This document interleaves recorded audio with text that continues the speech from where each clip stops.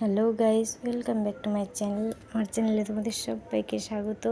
আমি রূপালি চলেছি তোমাদের সবার সামনে আবার একটা ব্লগ ভিডিও নিয়ে। তো দেখো, আমি ছেলের খাবারটা রেডি করে নিচ্ছি।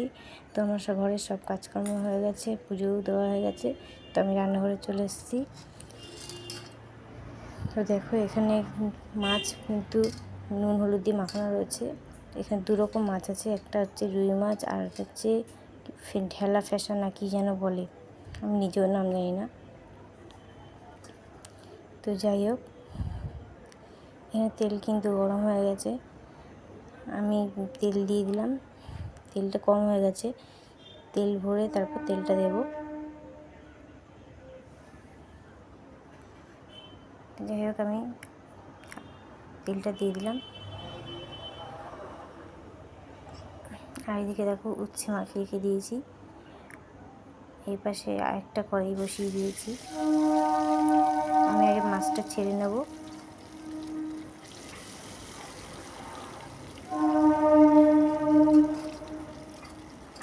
রুই মাছটা আমাদের বাচ্চাদের জন্য, যেহেতু কাটা কম, আর ফ্যাসা মাছটা আমাদের জন্য।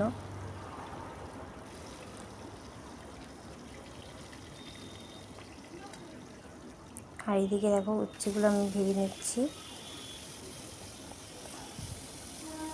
আর প্রচণ্ড গরম, তো সেই জন্য আমি দুটো কড়াই বসিয়ে দিয়েছি। দিয়ে আমি এদিকে শুক্তো বসাবো, আর এদিকে মাছ বসিয়ে দিয়েছি।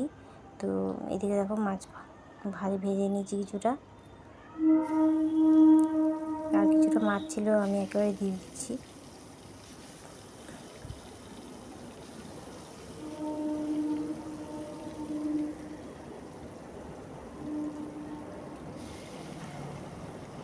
তো দেখো, এদিকে উচ্ছে কিন্তু আমার ভাজা কমপ্লিট। আর এই কড়াইয়ের মধ্যে যেটুকু তেল ছিল তার মধ্যে একটু তেল দিয়ে দিলাম, দিয়ে 5 ফোড়ন দিয়ে দিলাম, আর একটা তেজপাতা দিয়ে দিচ্ছি। মাছটা এক সাইড ভাজা হয়ে গেছে, আর এক সাইড উল্টে দিলাম। এদিকে দেখো, তেজপাতা দিয়ে দিলাম, দিয়ে আমি শুক্তো সবজিগুলো দিয়ে দিচ্ছি।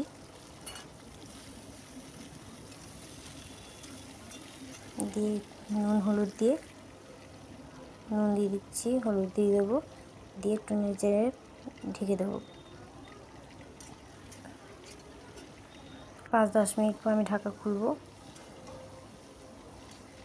ভালো করে একটু এপিট ওপিট নেড়ে দিচ্ছি।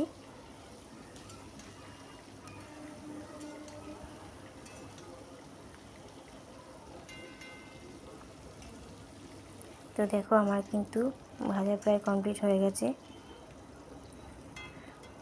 সব কিছুই কিন্তু সিদ্ধ হয়ে গেছে।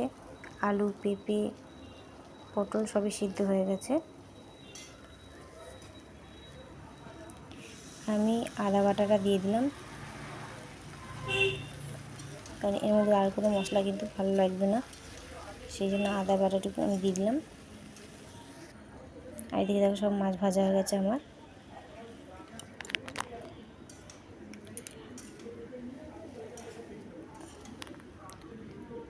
তো মশলাটা কিন্তু আমার কষানো হয়ে এসেছে প্রায়। আর এদিকে তেল দিয়ে দিচ্ছি, আর একটুখানি তেল দিয়ে আমি জিরে ফোড়ন দিয়ে দেবো।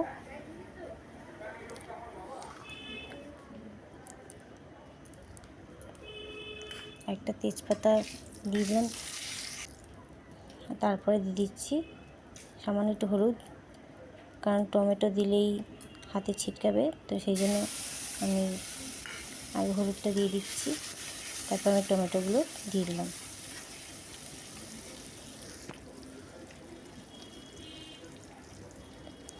আর সঙ্গে একটু নুন দিয়ে দিচ্ছি, আর দিয়ে দেবো হলুদ দিয়েছি সামান্য। আবার পরে আমি যখন মশলা দেবো তখন হলুদ দিয়ে দেবো। তো দেখো, বাইরে কিন্তু মেঘলা হয়ে এসছে, হয়তো বৃষ্টি হতেও পারে।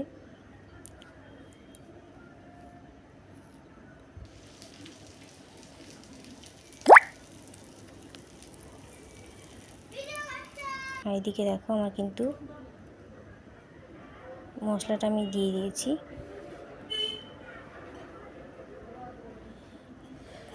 তো গাইস, আমার ভিডিওটা তোমাদের কেমন লাগছে তোমরা প্লিজ কমেন্টে জানিও। আর যদি ভালো লেগে থাকে তোমরা প্লিজ লাইক, সাবস্ক্রাইব এবং শেয়ার করে দিও। এইদিকে আমার কিন্তু মশলাটা কষানো হয়ে গেছে, শুক্তোটা কষানো হয়ে গেছে। এবার আমি একটু বাটির মধ্যে জল দিয়ে শুক্তোটা বসিয়ে দেবো।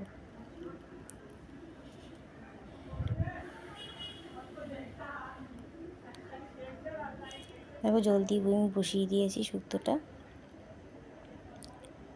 একটু ফুটে গেলে আমি শুক্তোটা নামিয়ে নেব। আর এদিকে দেখো তেল ছেড়েছে, সামান্য তেল ছেড়েছে।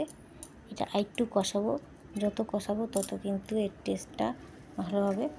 দেখো তেল কিন্তু ভালোই ছেড়েছে। রান্না আমার প্রায় কমপ্লিট হয়েই এসছে। আর দেখো এইদিকে কিন্তু বৃষ্টি শুরু হয়ে গেছে, কিন্তু ঠিক মনের মতো বৃষ্টি আমার হয়নি, কারণ সঙ্গে সঙ্গে আবার রোদ উঠে গেছে।